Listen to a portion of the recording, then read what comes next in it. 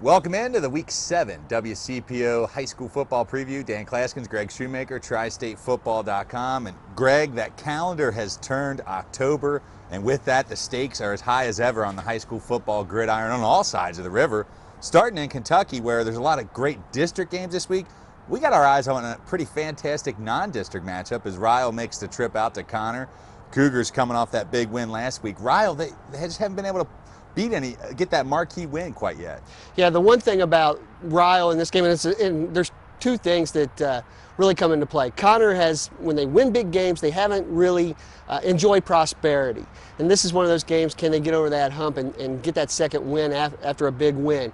And then the other thing is they score so many points, and Ryle doesn't. Ryle's only averaging 11.5 points a game. Even though they're 3-3, they're only giving up 20 points a game. So a great contrast of what's going on here. Bryson Warner always comes up with a scheme when he seems to be outmanned in some sort of the way for Ryle. I look for them to come up for something big. But if Connor gets up big in this game, they're averaging 54 points at home over their last 3 games. It's going to be tough for Ryle to get back in that one.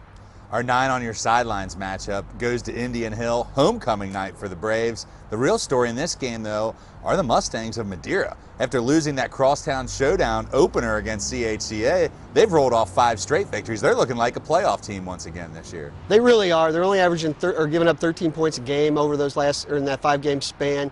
They're only giving up 21% on third down conversions, and that does not bode well for Indian Hill. Now, the one thing that does bode well for Indian Hill is history's on their side. They've won 22 out of the last 26 games against Madeira. However, Madeira's won the last 2.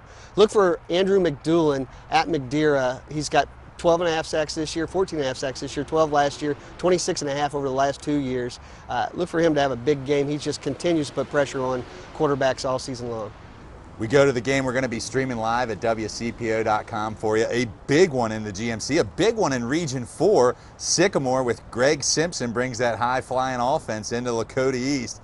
And the Thunderhawks, they're waiting for these guys, Greg. This is going to be a huge battle. Well, you talk about the season and the month changing the calendar over from September to October.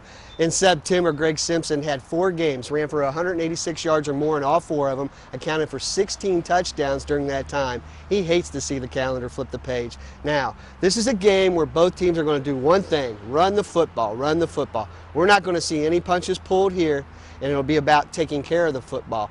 Sycamore only has 3 turnovers on the year, Lakota East with just 4. They're both plus 5, 6, 7, 8 in the turnover takeaway margin. So I look for the team that makes the fewest mistakes to come out on top. It's a very good game. One of the best rivalries in the city is going to unfold at Anderson High School, where the Redskins welcome Turpin. I was at that game last year when Jarrett Cook pulled in that game winner to break the Spartans' hopes there. This time Anderson, they come in as the challenger. They've lost 3 straight to start the season. Now they're 3-3. They're on a roll, but Turpin 6-0. Can the Redskins continue their momentum in this series? Well, you talked about Jared Cook. Over the last 3 games, he's had 597 all-purpose yards, 7 receiving touchdowns, over 400 yards receiving. He is on fire right now, and it's not just him. It's Kamel Bradley, and it's the quarterback Rogers as well. They're doing some good things in Redskin land, and they need this win. This is a must-win for them. They sort of have history on their side.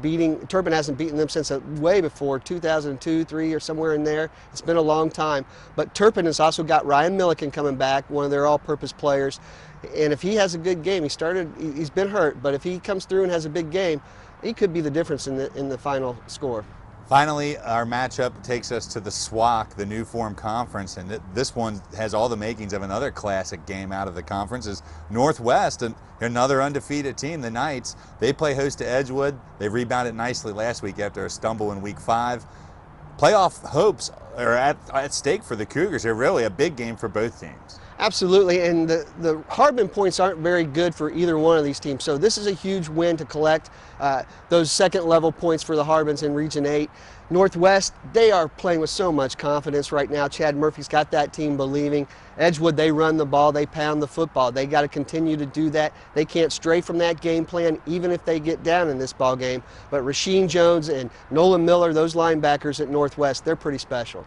All right, well, those are our 5 of just many great matchups this week. You can catch all the action right here on Channel 9 and check out WCPO.com for all the latest high school football news.